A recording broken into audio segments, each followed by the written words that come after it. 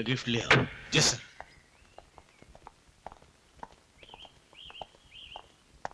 माँ जी, कोई भी हिंदू किसी मस्जिद को तोड़ना नहीं चाहता है, ना ही कोई मुसलमान किसी मंदिर को गिराना चाहता है।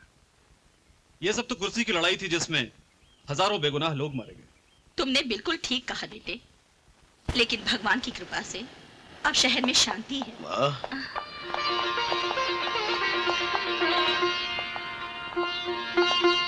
प्रणाम माँ। बेटे कैसी हो माँ? मैं तो ठीक हूँ बेटे, तू कैसा है? अच्छा हूँ माँ। तुम्हारी याद आ रही थी माँ, इसलिए मिलने चला आया। अच्छा किया बेटे, न जाने क्यों मुझे हमेशा तेरी चिंता लगी रहती है। मेरी चिंता मत किया कर माँ, तू मेरे पास नहीं होती, मगर तेरा आशीर्वाद तो हमेशा मेरे साथ होता है।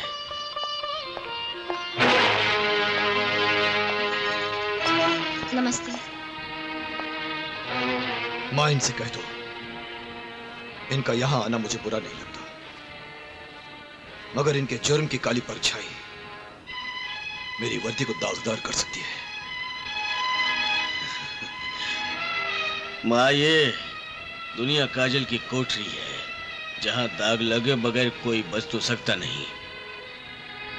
हाँ, अजय से इतना कह दो कि मेरी वजह से इसकी वर्दी को कभी दाग नहीं लगेगा। Let's go. Okay sir. Mummy mummy, अरे ताऊजी आप। नमस्ते नमस्ते। अरे बेटे आजा आजा आजा। कैसी है तू? अच्छी है। इतनी देर से कहाँ थी? है मैं तो खेल रही थी, मुझे तो किसी ने बताया ही नहीं आप आए हुए हैं। अरे हमारी बेटी को कोई बताता नहीं कि हम आए हैं। ये देखो हम आपके लिए क्या लाए हैं। इसको ऐसे ऐसे खोलते हैं। देखो यहाँ से ऑन। ना अच्छा है ताऊजी। Thank you. दादी कितना अच्छा है। हाँ हाँ बहुत अच्छा। और ये यहाँ से ऑफ होता है। अरे तुम्हारे चाचू नजर नहीं आ रहे, कहाँ गए वो? वो तो महाबलेश्वर गया है दोस्तों के साथ। अच्छा, तो दोस्तों के साथ महाबलेश्वर पिकनिक मनाने गए। Hey guys, hello, listen. मैं तुम सबको एक सरप्राइज देना चाहती हूँ। Attention guys, she is going to give us a surprise. Neha, come out with the surprise. Friends, हर लड़का और लड़की के पास एक बहुत ही खूबसूरत और प्यारी चीज होती है, जो जवानी में कदम रखते ही बेचैन होने लगती है और फिर उसे संभालना बहुत ही मुश्किल हो जाता है। Do you know वो चीज क्या है? मुझे तो पता नहीं यार। क्यों, तुझे पता है? नहीं। तुझे पता है बे? नहीं। Oh come on Neha, we don't know it. तुम ही बता दो वो चीज क्या है? That's called heart, यानी कि दिल। लेकिन आज मुझसे मेरा दिल संभालना मुश्किल हो गया है, इसीलिए मैं अपना दिल किसी को देना चाहती हूँ, अपने दिल का सौदा करना चाहती हूँ। है कोई जो मेरा दिल खरीद सके? इसे देखो। मैं बताता हूँ कैसे खरीदा जाता है दिल।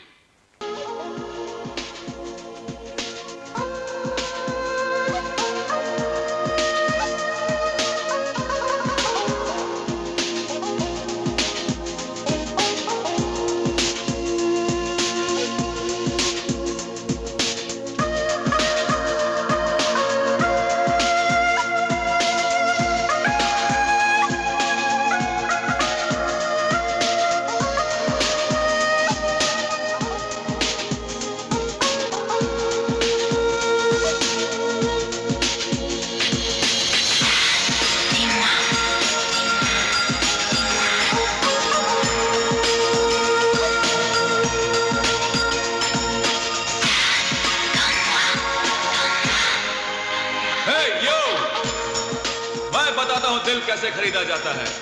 दिल का सौदा दौलत से नहीं, दिल से किया जाता है।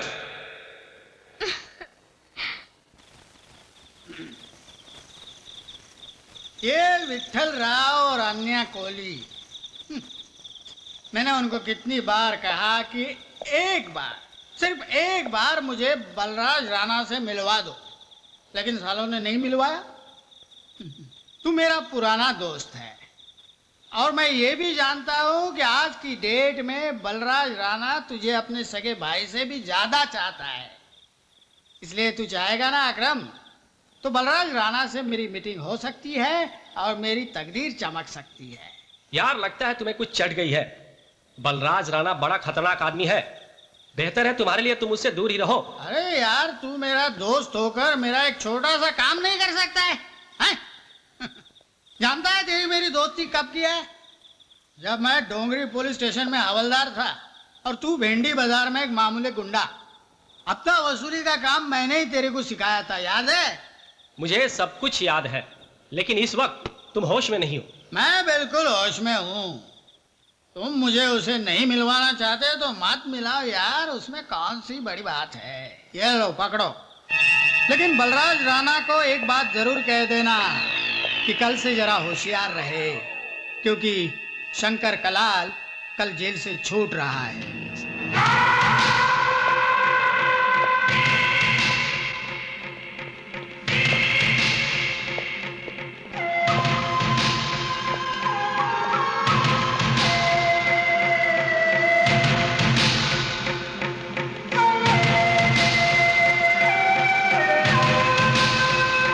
मैं वापस आ गया हूं भैया। बलराज राणा के नाम का सूरज अब ज्यादा समय तक नहीं चमक पाएगा, क्योंकि आज से मैं उसके लिए ग्रहण बन जाऊंगा। आपका उत्तराधिकारी होने की हैसियत से मैं इस कुर्सी पर उस दिन बैठूंगा जिस दिन बलराज राणा की चमड़ी के चप्पल बनाकर अपने पैरों में पहनूंगा। ये मेरी प्रतिज्ञा है भैया। अब बोल मंत्री, तेरी क्या समस्या है? जो समस्या तुम्हारी है वही हमारी भी है। बलराज राणा पिछले इलेक्शन में जो मेरी जमानत जब्त हुई थी, उसका सबसे बड़ा कारण बलराज राणा था। खैर, अब तुम आ गए हो तो कुर्सी की चिंता नहीं है मुझे। अगला चुनाव जीतकर मंत्री तो फिर से बन जाऊंगा मैं, लेकिन इस बलराज राणा का अभी से कुछ सोचना पड़ेगा। सोचना क्या है मुरली मनोहर? भाई साहब की रिहाई का मतलब है उसकी तबाही। वो अपने आप को मुंबई का बहुत बड़ा डॉन समझता है, लेकिन अब उसके रिटायर होने का टाइम आ चुका है।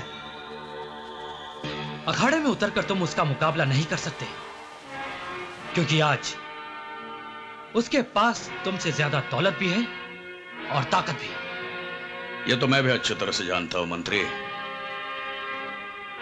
लेकिन जुर्म की शतरंज दौलत या ताकत से नहीं, दिमाग से खेली जाती है।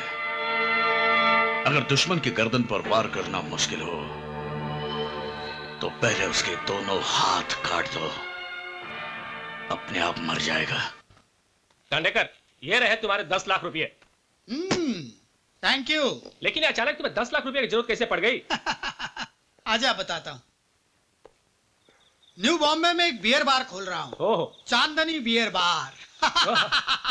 अकरम, आजकल बियर बार के धंधे में जो कमाई है ना, वो किसी धंधे में नहीं है। ओहो, क्या बात। लेडीज सर्विस रख दो, साथ में 8-10 खूबसूरत लौंडिया नाचने के लिए रख दो। क्या बात है। और जिंदगी भर पैसा छापते रहो, नोट छापते रहो। हाँ। क्या बात है, क्या बात है। तेरा चक्कर मैं समझ गया। हाँ। तू उस बियर बार में एक खास रूम बनाएगा और उन नाचने वाली लड़कियों के साथ रोज सुहाग रात मनाएगा। दांडेकर के लाइफ में लड़कियों की कभी कमी नहीं रही। दांडेकर नाम है मेरा। क्या? दांडेकर। अच्छा, चलता हूँ। Okay, thank you. Good night. Good night.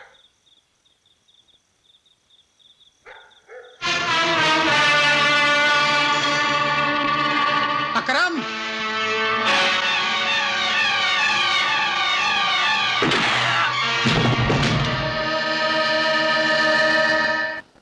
तुमने तो कमाल कर दिया कलाल भाई। अकरम पठान की हत्या की खबर फ्रंट पेज पर छपी है। वाह, पढ़कर मजा आ गया। बलराज राणा का एक हाथ काट दिया तुमने। बहुत बहुत बधाई हो। ये तो शुरुआत है मंत्री। बधाई मुझे तुम उस दिन देना जिस दिन मैं बलराज राणा के लाश के छोटे छोटे टुकड़े बनाकर मुंबई शहर के हर गली में, हर मोहल्ले में फिरवाऊंगा। शंकर, अरे यार शंकर, मान गए तुझे। अकरम पठान के लिए मुझे सुपारी देकर तूने ये साबित कर दिया कि जुर्म की दुनिया का ट्रैफिक कंट्रोल आज भी तेरे ही हाथ में है। सुपारी तो तू खा चुका है, अब अपना इनाम ले ले। ओ, ये लो 10 लाख पूरे हैं। Thank you Nandu, thank you. अरे यार, इसमें थैंक यू की क्या बात है। यार तेरी मेरी दोस्ती इतनी गहरी है कि ये पैसे लेते वक्त मुझे बहुत शर्म आ रही है, लेकिन क्या करूं, पैसों के मामले में मैं बहुत कमीना हूं। हाँ, इसलिए तो पुरानी दोस्ती की परवाह किए बगैर अकरम पठान का रोल मैंने खलास कर दिया।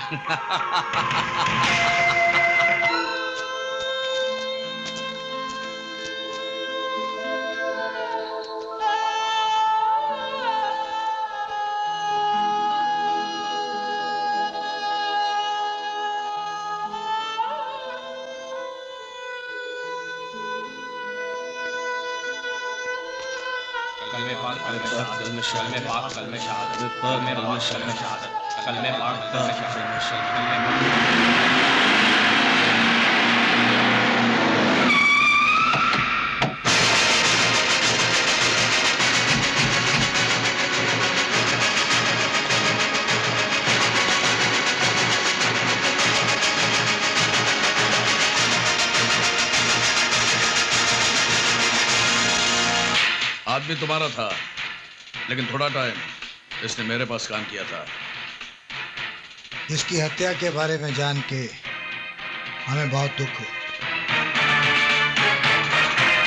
दुश्मनी अपनी जगह, इंसानियत अपनी जगह। इस वक्त हम अकरम पठान को श्रद्धांजलि अर्पित करने आए हैं। शंकर कलाल, जो जुर्म कानून के रजिस्टर में नहीं लिखा जाता, उसे बलराज राणा अपनी किताब में लिख लेता है, और फिर उस जुर्म का फैसला वो खुद करता है।